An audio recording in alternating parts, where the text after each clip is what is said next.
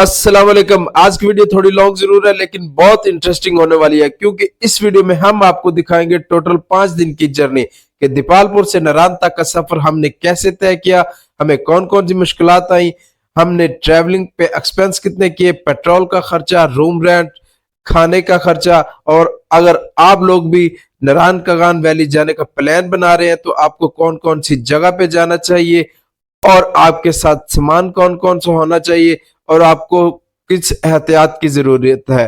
तो चलते स्टार्ट करते हैं दीपालपुर से। हमने अपना पहला पेट्रोल दीपालपुर से टोटल के पंप से फिल करवाया और उसके बाद हमने स्टार्ट कर दिया लाहौर की तरफ। तो जो हमारा पहला पेट्रोल दीपालपुर से फिल हुआ है वो हुआ है तकरीबन 9500 रुपीज का। पेट्रोल डलवाने के बाद हमने सफर की दुआ पढ़ी और अपने सफर का आगाज किया। हम 13 अगस्त की शाम 8 बजे दीपालपुर से नारायण बरास्ता लाहौर जाएंगे। लाहौर जाने का हमारा एक मकसद है, एक तो भाई वहां पे जश्न आज़ादी मनाई जाएगी और दूसरा हमारा एक भाई हाफिज शहजाद जो कि कायदे आजम चौक में अपनी बीफ चांपों की वजह से मशहूर था, इसने रेस्टोरेंट अपना लाहौर में ओपन किया है, इसके पास जाएंगे और बड़ा कमाल का डिनर इसने हाफिज शहजाद ने हमें करवाया। इसके बाद भाई टाइम हो चुका है जश्न आज़ादी का। आहा देखें क्या कमाल है कि जश्न आज़ादी की तकरीब होती है भाई लाहौर में। लाहौरिये जिंदा दिलाने लाहौर है। मैं कहता हूँ छा गए हैं। ये DHA का इलाका है और आतिशबाजी देखे कैसी है।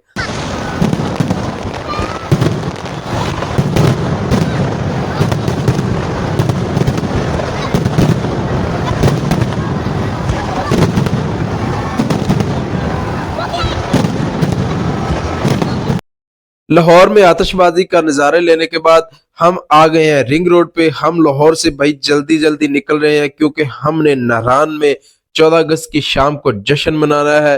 14 अगस्त का जश्न नारायण की वादी में बहुत खूबसूरत तरीके से मनाया जाता है और इंशाल्लाह हमारी कोशिश ये है कि हम 14 अगस्त को नारायण में पहुंच जाए। तो अभी हम सियालकोट मोटरवे इंटरचेंज पर है, इसके बाद हम जाएंगे काला शाह काकू से M4 पर और फिर इस्लामाबाद। तो वीडियो के साथ बने रहिएगा, इंशाल्लाह बहुत मजा आने वाला है। लो जी, अब हम पहुंच जाए हैं चक्री इंटरचेंज। सुबह फजर की नमाज अदा की है।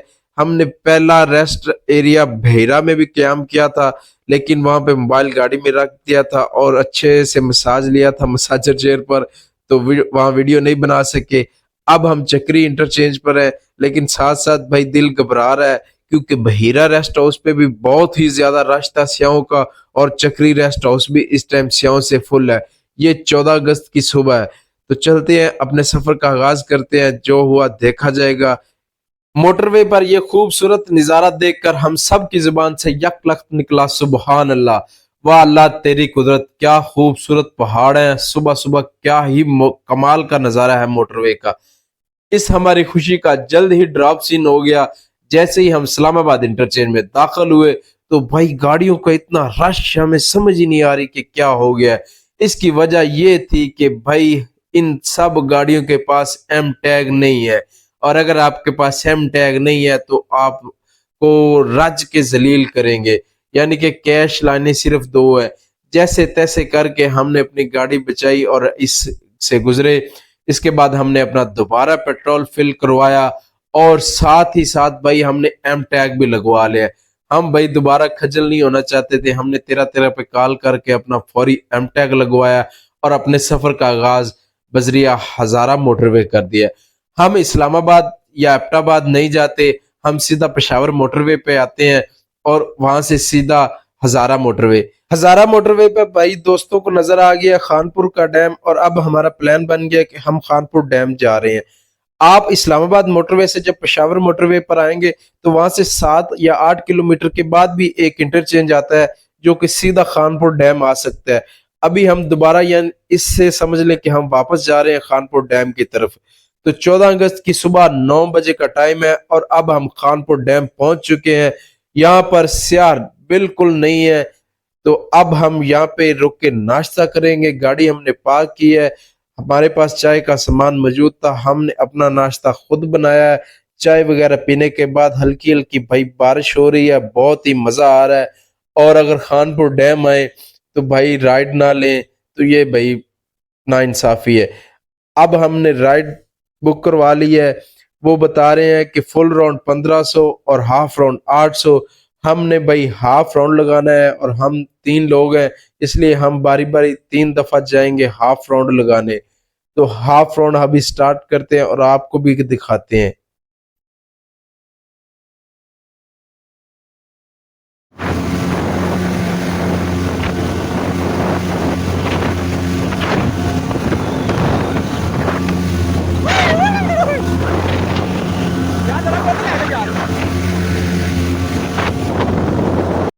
खानपुर डैम पे कुछ दोस्त मछलियां पकड़ रहे थे, तो हमने कहा चलो हम भी अपनी किस्मत आजमाते हैं। लेकिन हमारे हाथ में कभी भाई मक्खी नहीं आई, मछली कहाँ से आनी। वापसी पर हमने देखा कि यहाँ पर बन रहा है कटवा गोश्त, तो हमने कहा चलो भाई ट्राई करते हैं। लेकिन भाई ने कहा कि अभी 1 घंटा लेट है और हमारा प्लान है नारायण पहुंचने का, तो इसलिए भाई हम जा रहे हैं दोबारा हजारा मोटरवे। हजारा मोटरवे भाई खूबसूरत तरीन पाकिस्तान का मोटरवे है। इसके टनल देखे यार, बड़ा मजा आता है टनल में गाड़ी चलाने का। मुझे तो मेरा दिल करता है कि बंदा ऊंची ऊंची चीखें मारे, बहुत ही मजा आता है इस टनल में। आपका भी कभी ऐसा दिल किया कि टनल में दाखिल होके गाड़ी के हॉर्न बजाएं या चीखें मारे?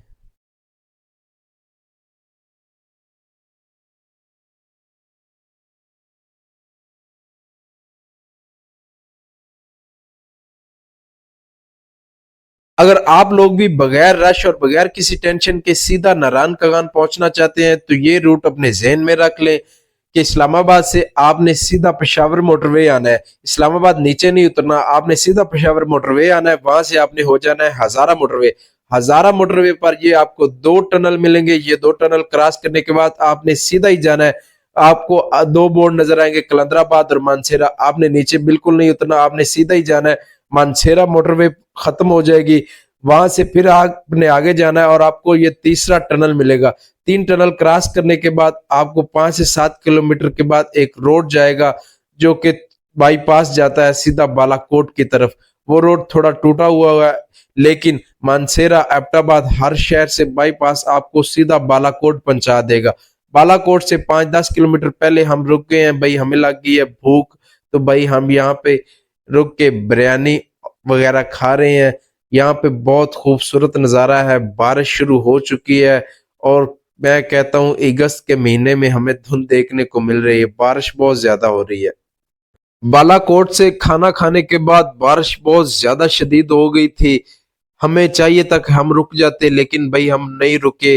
महांडरी का ब्रिज जैसे ही क्रॉस किया तो आगे काली मिट्टी के पहाड़ों पर लैंड स्लाइडिंग हो चुकी थी और शाम का वक्त था। तो खैर हमारी किस्मत अच्छी कि हम वापस आए और लोहा मांडा के मुकाम पर हमें ये रूम मिला। ये 4 बेड पे रूम मुश्तमिल था और रूम बहुत अच्छा था। शायद हमारी किस्मत भी अच्छी थी, हमने रात को यहाँ पे स्टे किया है। नारायण कगान का जो हमारा प्लान था जश्न मनाने का, वो भाई धरे का धरा रह गया है लैंडस्लाइडिंग की वजह से। अभी भाई हमारा नाश्ता आ चुका है होटल वालों की तरफ से। नाश्ता बहुत ही कमाल का था। इस होटल वाले ने घर पे ही एक मेड रखी हुई है, वो आपको नाश्ता बना के देती है। यहाँ पे बहुत ही कमाल का नाश्ता था। चाय हमने खुद बनाई है। इसके बाद भाई हम इस ब्रिज पे गए हैं, सुबह सुबह नज़ारे लिए, ठंडी ठंडी हवा और पहाड़, बारिश और ब्रिज और यहाँ के लोकल मुकामी लोग। और यहाँ पे भाई ये देखिए साथ में आड़ू के दरख्त लगे हुए हैं, ऐसे लगता है जैसे आप जन्नत की हसीन वादियों में आ गए हैं। नज़ारे बहुत कमाल के हैं। अभी भाई आप भी आड़ू का दरख्त देख लें कि आड़ू का दरख्त कैसे होता है। ये सितंबर में पक के तैयार हो जाएंगे। नारायण कगान रोड की खूबसूरत बात यह है कि नारायण कगान का रोड 3 से 4 घंटे में क्लियर कर दिया जाता है, जितनी भी लैंडस्लाइडिंग हो। रात को 9 बजे रोड बिल्कुल क्लियर हो चुका था। अभी हमने सफर का आगाज दोबारा किया है और अब हम जाएंगे नारायण से आगे झील लुलूसर और बाबूसर टॉप, और वापसी पे फिर हमारा प्लान है नारायण में रुकने का। तो अभी हम जा रहे हैं नारायण शहर से बाईपास। नारायण शहर की खूबसूरती आप देख सकते हैं कि नारायण शहर कितना प्यारा है।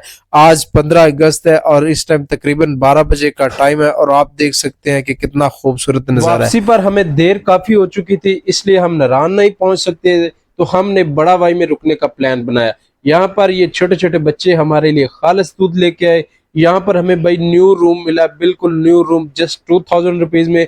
सुबह हमने दरिया की सैर की, इसके बाद फ्रेश हुए और फिर मिला हमें एक चश्मा। इस चश्मे का पानी बहुत ही ठंडा था और साफ भी बहुत था, बहुत कमाल का पानी है। मकामी लोगों का कहना है कि ये शुगर के मरीजों के लिए बहुत फायदेमंद है।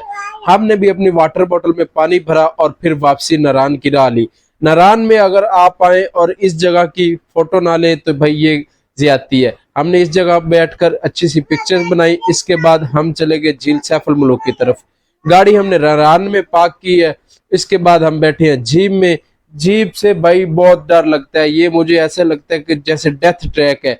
हर मोड़ पे डर लगता है, ऐसा लगता है कि अभी जीप गई, अभी जीप गई। हम सब ही डर रहे थे क्योंकि हमारी जीप का ड्राइवर जीप को बहुत फास्ट चला रहा था। अल्लाह अल्लाह करके भाई हम झील सैफुल मलूक पर पहुंचे हैं। ये नज़ारे आप भी देख लें, क्या कमाल के नज़ारे हैं। लोग आए हुए हैं झील पर एंजॉय कर रहे हैं।